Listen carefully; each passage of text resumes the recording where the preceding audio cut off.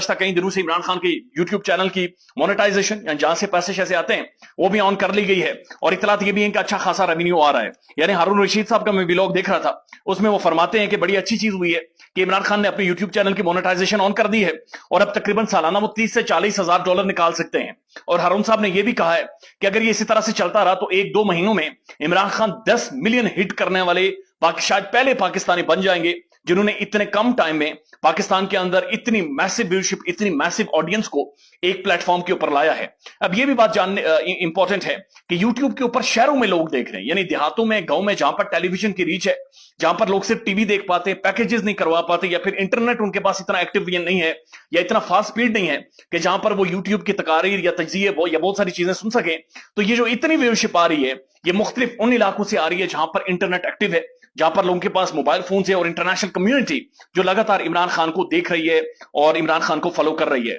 और एक massive revenue, हारून साहब का यह भी कहना है कि इमरान खान की बतौर वजीर आजम यानी इतनी तनख्वाह नहीं थी, सारे टीए डीए अलाउंसेस सब कुछ मिलाकर भी इतनी तनख्वाह इमरान खान की नहीं थी जितना अब वो यूट्यूब से रेवेन्यू कमा सकते हैं। डॉक्टर मोहित पीरजादा साहब ने भी एक इसके ऊपर कमेंट किया है और डॉक्टर मोहित पीरजादा साहब पाकिस्तान के वन ऑफ, मैं जाती तौर पर ये जानता हूं, ये समझता हूं कि ऐसे लोगों का किसी भी मुआशरे में होना एक ब्लेसिंग होती है, एक नेमत होती है। डॉक्टर मोहित पीरजादा जैसे एक इंटेलेक्चुअल लोग, एक पढ़े लिखे लोग जो किसी भी चीज पर के ऊपर बाइस नहीं है, जो बालाए ताक कोई भी हो, पॉलिटिक्स हो, कोई कास्ट हो, मजहब हो, हर चीज से बाहर निकल कर जिनके अंदर जुर्रत होती है, इल्म होता है, नॉलेज, समझ होती है कि वो तज्जिया कर सकते हैं, एनालिसिस कर सकते हैं। और डॉक्टर मोहित पीरजादा जैसे शख्स को ना सिर्फ पाकिस्तान से बाहर रहने पर मजबूर किया जा रहा है बल्कि उनके ऊपर एफआईआर भी, अजीब गरीब भोंडी किस्म की एफआईआर भी की जा रही हैं। उन्होंने एक कमेंट किया है और उनका यह कहना है कि मुल्क के सबसे बड़े ताकतवर अक्लमंदों को अभी तक समझ नहीं आ रही कि झूठ बेचना कितना ज्यादा मुश्किल काम है। यानी जो ताकतवर हैं, जो बड़े बड़े अक्लमंद हैं, दानिश्वर हैं, जो कुछ भी कर सकते हैं, उन्हें यह समझ नहीं आ रही कि झूठ बेचना कितना ज्यादा मुश्किल हो गया है। और यही वजह है कि वो इमरान खान के जो एक नैरेटिव बना रहे हैं, वो नैरेटिव पाकिस्तान का प्राइम टेलीविजन मिलकर पूरी रात पूरा दिन बनाता है और दूसरी तरफ से एक स्पीच होती है और वो धड़म से नीचे गिर जाता है और जिसके बारे में कोई हकायत यानी कोई चीज बचती ही नहीं है। दूसरी तरफ आपने देखा होगा कि पाकिस्तान के प्राइम टेलीविजन पर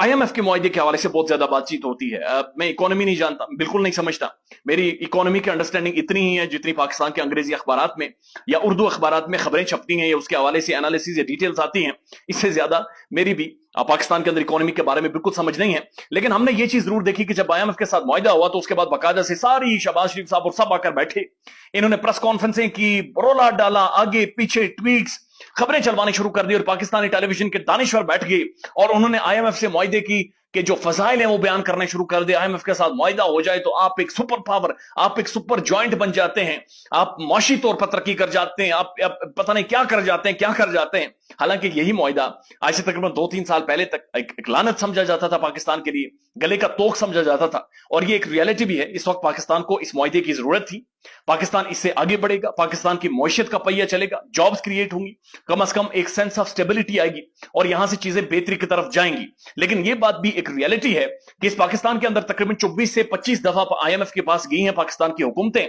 लेकिन जो हुकूमतें गई हैं, अगर आप उनके घरों के ऊपर नजर डालें, आप उनके जाती असासों में नजर डालें तो उनमें 1000% इजाफा हुआ है। यानी मुल्क एक तरफ डिफॉल्ट कर गया, आईएमएफ के पास चला गया, मईशत हमारी गिरवी चली गई, लेकिन दूसरी तरफ जो हुक्मरान थे उनके जो असासे हैं बढ़ते चले गए, उनकी औलादें, उनके पोते पोतियां, उनकी जायदादें, उनके इंटरनेशनल टूर्स, उनके खाने पीने, उनका रहन सहन, वो सारी चीजें डबल ट्रिपल बढ़ती चली गई, बेहतर होती चली गई। यानी मुल्क कोलैप्स करता चला गया। लेकिन कुछ फैमिलीज जो रूल करते रही इस मुल्क में, जो यहां पर कैबिनेट का हिस्सा रही, यहां पर वजारत का हिस्सा रही है, असल में वो राइज करती रही और मुल्क नीचे जाता रहा। इस पर औरिया मकबूल जान साहब ने एक बड़ा इंटरेस्टिंग ट्वीट किया है और औरिया साहब लिखते हैं कि दुनिया का वाहिद वजीर आजम यानी शहबाज शरीफ साहब के बारे में बातचीत कर रहे हैं कि जो कर्ज की भीख मिलने पर ऐलान कर रहा है, पूरी दुनिया के सामने ऐलान कर रहा है कि हमें कर्ज की भीख मिल गई है और इसके ऊपर शादियाना बजा रहा है और इस पर मौजूदा भारत समेत पूरी दुनिया हम पर हंस रही है। इससे ज्यादा जिल्लत पाकिस्तान की नहीं हो सकती कि आपको शर्मिंदा होना चाहिए कि आपको अपनी मईशत चलाने के लिए आईएमएफ के पास जाकर हाथ जोड़ने पड़ते हैं, गिड़गिड़ाना पड़ता है, मिन्नतें उनसे करनी पड़ती हैं कि किसी तरह से हमें एक ऐसा बेल आउट पैकेज दें, हमारे ऊपर एतमाद शो करें ताकि दुनिया बाकी हमें पैसे दे और हमारी मईशत किसी तरह से चल जाए। लेकिन पाकिस्तान में हाई फाइज होती हैं, शादियाने बजाए जाते हैं और टेलीविजन प्रेजेंटर कहते हैं कि हुकूमत की ईद हो गई है, ये आईएमएफ के साथ जाकर मुआहदा कर गए। ये भी बड़ी हैरत अंगेज चीज है। हारून साहब कहते हैं कि जी इंतखाबात से पहले عمران خان کو لازمی گرفتار کیا جائے گا اور گرفتار کر کے عمران خان کی جو پارٹی کا جو انتخابی نشان ہے بلہ، اس بلے کو بھی بدل دیا جائے گا.